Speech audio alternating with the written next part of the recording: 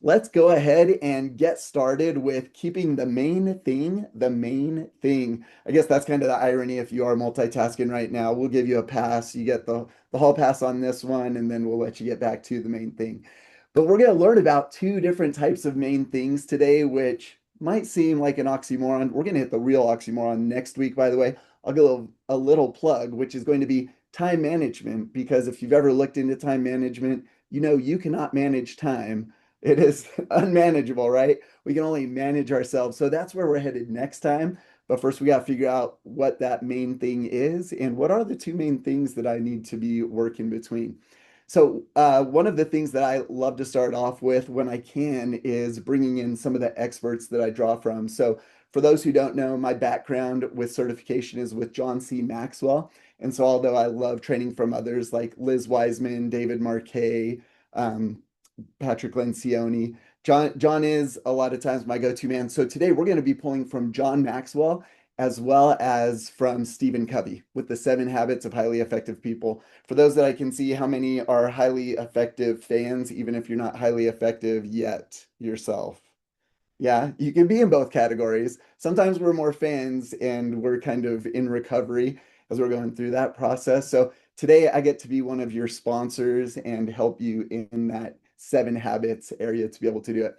So that little caveat was to let you know we are going to jump into starting with a little video instruction from John C. Maxwell, who, how many of you let's see those hands again. You're familiar with John Maxwell as a leadership for those who aren't, yeah, he's been in the leadership space actually as of July 4th for 50 years. It was 50 years ago, July of 1976. I'm a 76er. I was born in October of 76. So he's been doing it a little bit longer than I've even been alive. And so I love going back to him. And he is really good at the fundamentals, which is one of the things I love. And one of the reasons I was kind of moved away from him also. I was like, oh, he's so basic, so simple, so fundamental. And I was like, that's what I keep coming back to. So anyway, the reason I decided to certify with him and his crew. So I'm going to give him a couple minutes to jump in. And then as soon as he's done, for those that can, I want to hear what were your observations? What struck you as either, yep, I know that and I do it, or I need to do that. Okay, here we go. Jake, welcome, buddy. You are right in time. We're gonna bring John Maxwell in. So make sure I share my sound, make sure I got the right screen. And here we go, my friends.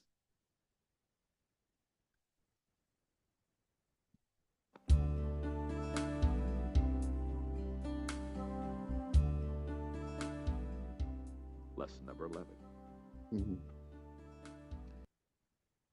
You know what? It is that feeling like it is really quiet on your side? Is that feeling quiet for you guys? Yeah, just a little bit. Yeah, I felt like it Yeah, was I on my couldn't side hear it too. super well. Yeah, me either. I'm gonna see if I can adjust. We'll put that up as high as we can. And then I'll hit my computer settings. In fact, maybe if I unshare first and bring that up. Okay, it looks like that's as high as it's gonna go. We'll we'll see. That was odd. Hopefully this helps out.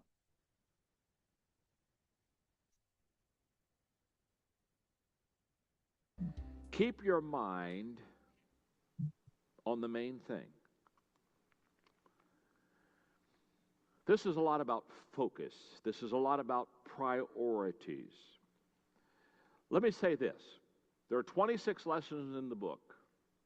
I'm going to tell you now. This is the most important lesson I've learned in my life, right here. Of all the lessons that helped me change, because lessons can't change you and principles can't change you, you have to change yourself. This is number one. If somebody said, what's the one thing that you implemented in your life that absolutely changed your life? It was this: understanding how to prioritize my life and get into my strength zone and stay where I'm supposed to stay. And to be honest with you, stay away from all the other stuff that is going to pull you away, distract you, and pull away what your purpose really is. I was working on a business degree in the early 70s. And in a business management class, I had a prof that taught the Pareto principle. The Pareto principle is an Italian economist, basically says that if you lined your priorities up correctly, if you lined them up correctly, and you had 10 things to do, but you did the top two things and left the other 8 undone, if just by doing the top two things, you get an 80% return of everything you needed. Just as if you did the bottom 8 and ignored the top 2, you'd only get a 20% return. Therefore, it's called the 20-80 principle or the Pareto principle. The day that I heard that in that business class, that was probably in about 1970, 71. The day that I heard that in that class, you talk about putting an A, C, or T, or putting a star behind. I put it beside that, and I said, John, be a student of this principle. This will change your life. And I have become a student of it. And for the last, oh my goodness, 35 years, 37 years, whatever, I have lived this principle and fleshed it out. Now, let me show you about how the 80-20 principle works. And in your notes, 80% of the traffic jams occur on 20% of the roads. 80% of the beer is consumed by 20% of the drinkers. 80% of the classroom participation comes from 20% of the students. 80% of the time you wear 20% of your clothes. 80% of the profits come from 20% of the customers. 80% of the problems are generated by 20% of the employees. 80% of the sales are generated by 20% of the salespeople, and 80% of all decisions can be made on 20% of the information. Stay right with me. What an eye-opener. I realized it meant that the most productive 20% of my activities were 16 times more productive than the other remaining 80%. And if I wanted to decrease the complexity of my life and increase my productivity, then I needed to focus on the top 20%. So that day, in the classroom, I realized two things. One, I was doing too many things, and two, the things I was doing were often the wrong things. What a recipe for an ineffective life. So here we go. This is right from my heart because I know this principle really well. Number one, I determined not to know everything. All right, we're going to come back to John in just a moment. Before we do, though, I want to get some of your observations on what maybe you already knew about the Pareto principle or that 20-80 principle, how you've seen it play out in your life, and how we can better apply that. So for my training purposes, I always love to invite people to take action, right? So I saw some of you already jotting down some notes. So think about what are some things I can apply. So start doing that I haven't been doing yet. Change. I've been doing something. I maybe just need to pivot here a little bit. And teach. Something we should always think about is who could I share this with? Not necessarily because they really need it, but I really need it. And I know that when I teach it, it's reinforced for me and I recommit to myself to be able to do it. So I share it more in the way of helping myself to help myself on that one. So I want to hear from any of you that are willing to share for a moment here. As you heard from John, and you're able to dial in a little bit on that Pareto principle, what is it you knew, relearned, learned? What stood out to you?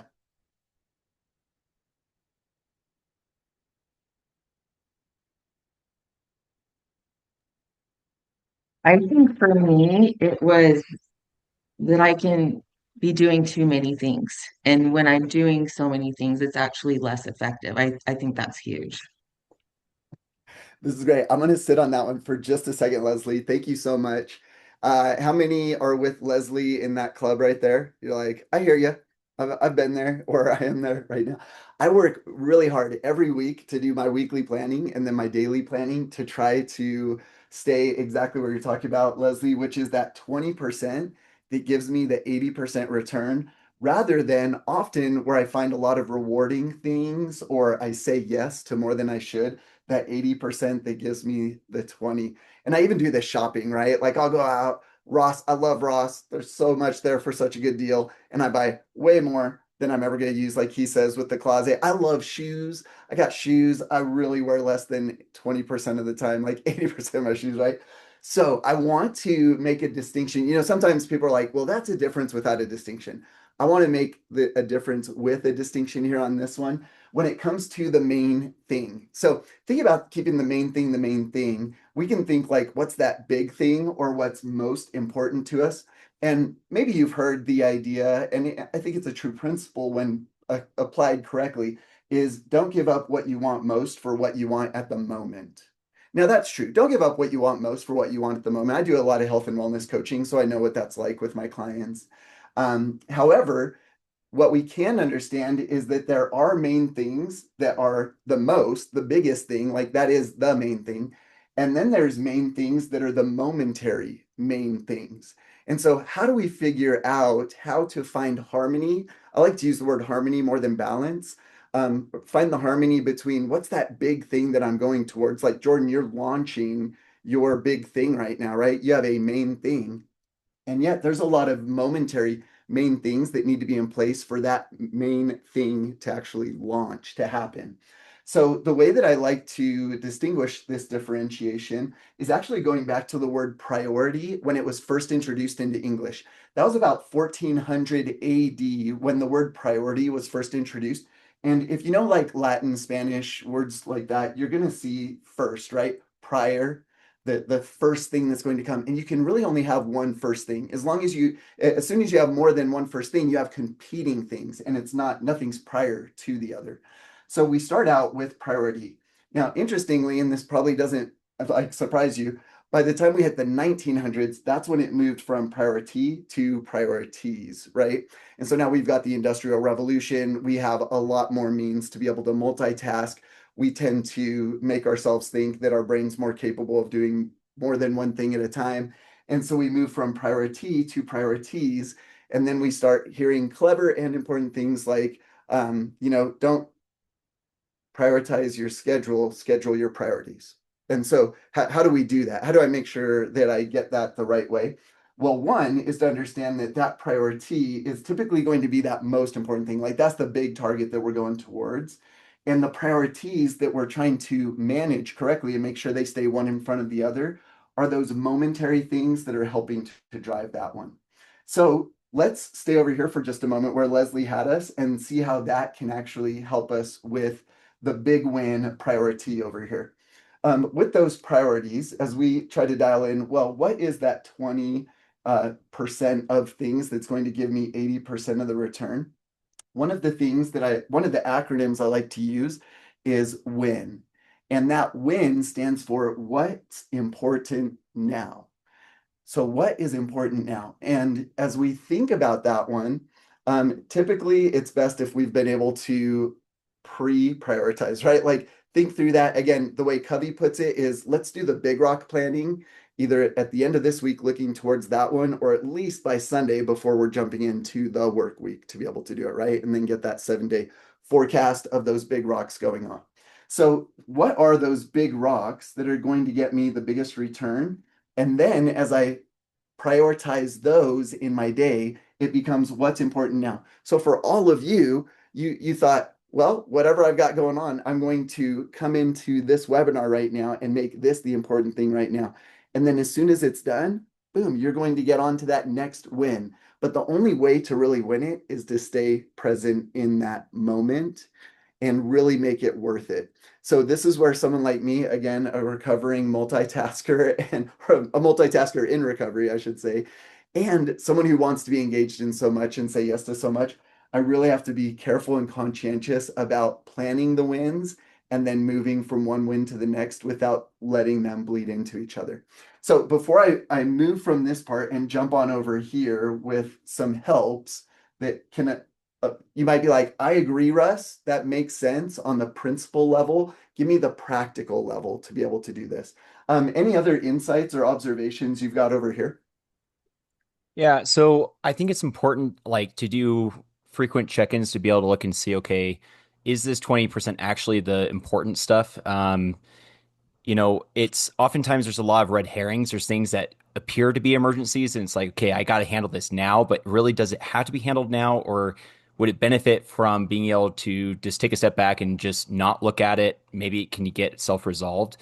And then also, what I've learned is if you do not have a plan, people will make plans for you, and they will find stuff for you to do. And so, oftentimes, if again, if you're not going to be about doing great things, people will get you to spend your energy to help them with their big and great things. And so, It's just being conscious of that. You got to have a game plan. You have to have check-ins to make sure that you're in alignment constantly.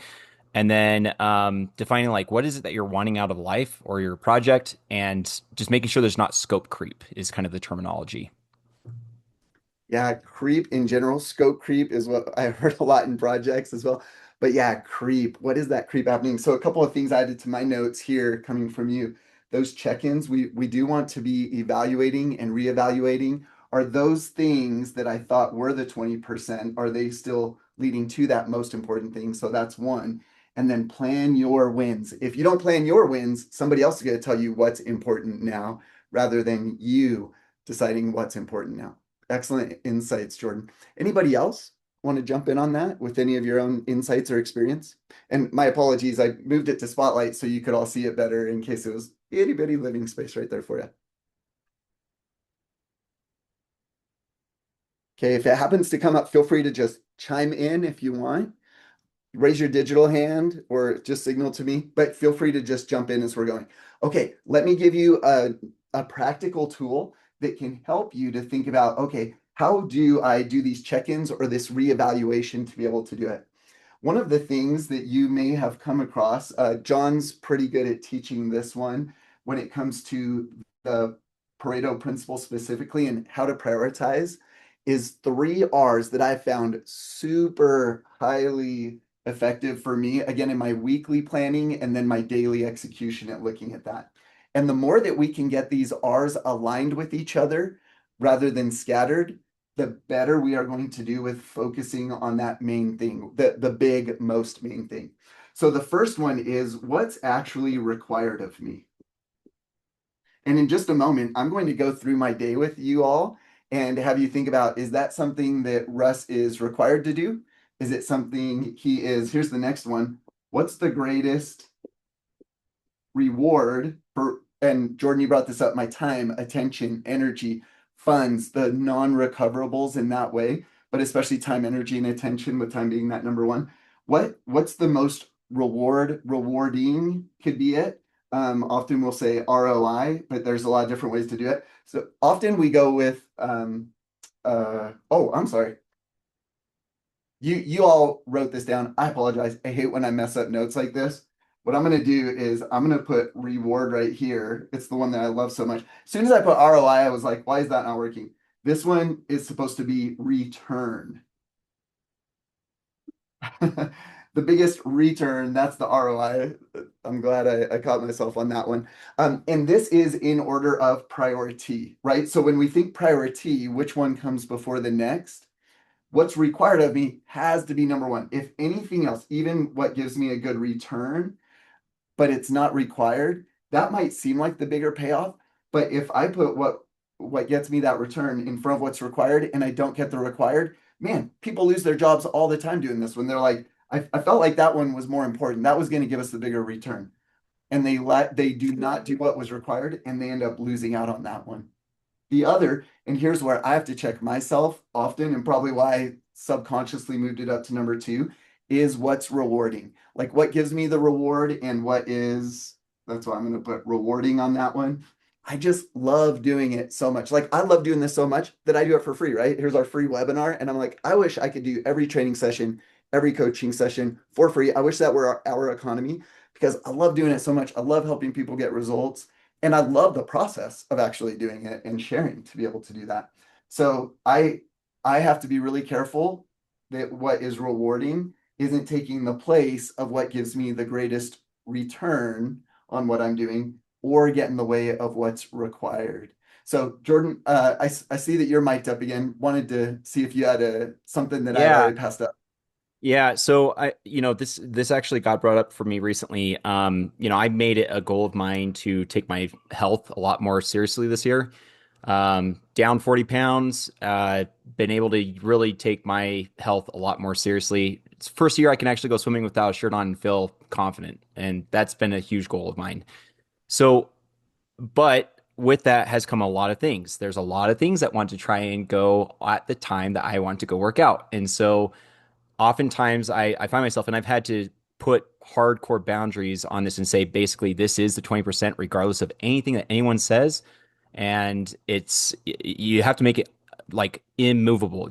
You don't budge on it. And no matter how many times I've actually gone back and analyzed it, it's the one that with the biggest return, biggest reward. It's not always rewarding in the moment, but it's the most worthwhile, and it does require time and effort. And so it's just because you make something a priority doesn't mean everyone has the same perspective that you do, and they may not have the same goals or aspirations that you do. So oftentimes when putting in boundaries, you're expect there to be resistance. Good way to put it on both sides, the internal and the external resistance, right? It's like you said, don't always look forward to it, but I'm going to do it and I'm going to require that of myself. So I think this will be a good opportunity and just reflect. I'll share with you again. You brought up perspective. Ooh, Jaren, I want to hear this. You brought up perspective. So I'll share with you. Here's what's happened in my day so far, and here's what's coming up. I'll have you think about where would you put that. And again, the more that we can have these three align, if it's like, ooh, that one for Russ, I can see it's rewarding, gives him great return, and it's required. Bam, that is a big deal that's helping him hit the main thing and keep the main thing the main thing. Jaren, jump on in there before I do that. Yeah. So I think for me, the two that I switch the most is the return and the required. So a lot of times I'm very like strategy obsessed type of person. So I'll be like, okay, for our tax return process, I'll be like, if I do this system or if I create this training thing or if I do this or if I update this software thing, I can get a better ROI if I do that. But if you spend too much time doing those things, and then you may have a tax return that you take a little too long to do, and then the client gets upset. So you have to do the required thing first, which is, keeping tax returns on time. And then with surplus time, focus on the system and kind of that strategy side of it. That's probably the pitfall I fall into the most. Okay, so this pitfall, I'm glad you brought that up right now. Hits this next acronym that I like that maybe you've already run across as well. Jaren, have you heard this one before? Like when someone breaks up focus into a little acronym here? No, Mm-mm. it's follow one course until successful, right? And you could apply that different ways. What I like to say is, okay, when it comes to that required thing, so it stays where it's supposed to rather than jump in here. Okay, follow that one course until successful. It applies this one, like what's important right now, and then really follow on course until successful, like get to the end. Many of us fall into the category as well of starters but having a hard time pushing through the finish line. We get really excited. We want to start. One of the reasons I have tab after tab open on my computer, I'm going to get back to that. I'm going to get that. So I get started on it, and then the follow through is hard. So we've got to follow through. And again, one of the things that can help us follow through on that one course until successful is the more that we can get this aligned because it's naturally feeding us and filling us, giving us that rewarding feeling. We get the ROI that comes from that, and we get to check the box of that's what actually needed to happen. Okay, so again, I'll just go through maybe we'll just go up until right now. In fact, let's go backwards. When it comes to this webinar that we're in right now, where would you put that? Is that rewarding, return, required for me? And or two of the three or all three. Again, I'll help you out with this one. Since nobody's paying for it, I put it in this category. I say it's rewarding to me to be able to do this, and it gets me a return because I get to build these relationships. I really thrive on relationships, so I get the ROR on that to be able to help the people that I know, meet new people, and even it leads to client opportunities that people will reach out, right? So is it required of me to do this? No, but those other two things really help out. So if something required came up, I would have to send out the email and bump it because yes, there is a requirement that comes up to be able to do it. Now, again, you may have negotiated those R's differently for yourself. If you're like, well, if I were doing a webinar and I had everybody sign up, that would be required. Maybe so, and that's fine. That's where you have to figure out like what the priority is for the outcome there. Let's see. Right before I got on this one, I was with Erica Coleman, who, if you guys were at Silicon Slope Start Fest, she'd done a presentation there. She did a webinar today. I liked her stuff. I jumped on. So where would that fall? Required, return, rewarding. For me on this one, again, it was rewarding and good return on the time investment that I gave on that one. Okay, next one. Before that, I came from a BNI meeting. Now I am a BNI member, so I've invested on that, and that one is required. I'm required to be there. I get 3 misses, right? And I'm out. So I'm required to be there or have a sub to be able to do it. It's actually more rewarding than it gets a return. I guess maybe leadership development isn't a great one for a BNI, or I just haven't cracked the code on it yet. But when it comes to the rewarding part, definitely, and a lot of ROR on that one. Okay, now before I headed to that one, I had my own training session planned, right? So how do you feel? Now, when I say training, I mean personal physical fitness training activity. So where would you put that in your own life, your perspective? Right now, Jordan's like, that's required. That's something I require. For me, that's something I require of myself as well, because I know that energy, I either become an energy consumer or an energy generator, right? I don't want to live on the law of conservation of energy. I want to be the leadership development person who shows up with the energy, ready to help people have energy. And so for me, that's a requirement. That's a prereq to showing up to you today. Prereq to showing up to my BNI is I have to energize myself so that I come and generate and not be the energy consumer on that one. And let's see, moving back before that one was, oh, my daily devotional. So I believe in God. I follow Jesus Christ. That's my faith. And so I want to start off my day on the trajectory of putting myself on the energy, frequency, and vibration of the Holy Spirit and having Jesus as my guide. He's my number one leadership guy. And so if I'm going to be in the leadership space, I want to follow Jesus to be able to do that and call down the grace of God to help me out while I'm going through the day. And the cool thing about grace, whether you believe it or not, you don't earn it, you don't deserve it, but you decide how you use it, right? So I want to use God's grace every single day. So you can't lose it, you don't deserve it, you can't earn it, but you decide how to use it. And when it comes to that, that's what I require. Now, here's the sad thing. On days when I don't do the required on my daily devotional, I feel it. When I don't train physically myself, I feel it, right? The spiritual and the physical energy are gone. My mental edge is not necessarily there. And so the more I'm able to check that box for myself, require it for me, the better return and the more rewarding my life becomes actually in the end, right? So I just wanted to use myself, my own actual calendar that I'm looking with here to just help you kind of think through yours and think through your days so far. And how well have you done putting these in the right order of priority? And then how well are you doing in your life bringing them together? Actually needed to end up leaving, and when I say needing, I mean the word needing, to end up leaving a really great corporate job for what I was doing before as an online director. Um, it because what was required of me gave me very little personal reward and return on that one. And I was so dissatisfied, even though I did my job really well and it paid well. I could not stay because it was messing with me and that was messing with what was required. I was not showing up the way that I needed to. And it wasn't fair in that way to either.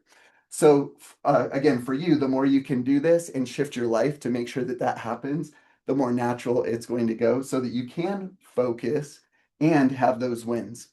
So as we wrap up today, in just a moment, I want to give you all the last word. Your mission, should you choose to accept it. I love Mission Impossible from the time it was old to the new franchise with our boy Tom Cruise. It's okay. I can have a man crush on Tom Cruise, right? But when it comes to that, here's what I want you to think about is what helps is when we know our mission and we choose to accept it. So I'm going to drop in our chat and I'm going to send you an email in case you got to go right now because you're being so gracious and sticking around. I'm going to drop 2 things in here. One is I want to give you the link for 7 Habits of Highly Effective People. Franklin Covey. They have online mission statement creator. I want you to really think about what's my main thing and think about it first, go through your life, and then think about it from a worker contribution side of things. Like, here's my life. So do it once that way. And then do it again and be like, and here's what I do for my job, right? Let's figure out your worker contribution statement on that one. to make sure that you know what your main thing is and you're starting to align both of these so that the moments count towards what matters most rather than stealing, right? Don't give up what you want most for what you want at the moment, but they actually align. The second is our registration for next time. Because, like we talked about, time management, the oxymoron. How do I actually take control of my life and make sure I'm leading it? We're going to get into those Covey quadrants more next time to figure out what are some other tools that I've got at my disposal, 2080 planners, the different quadrants to be able to do this. So if you can't join next time, get registered and I'll make sure to get you the replay and the resources to you. So while I am dropping those in the chat, I'd love to hear just final words. My favorite thing to always ask is this, and feel free to throw this one in right here. So much I wanted to get to it in yet, but here's my favorite. What was most valuable for you today? Right. So feel free to jump in with that one while I'm popping these in the chat. Are you able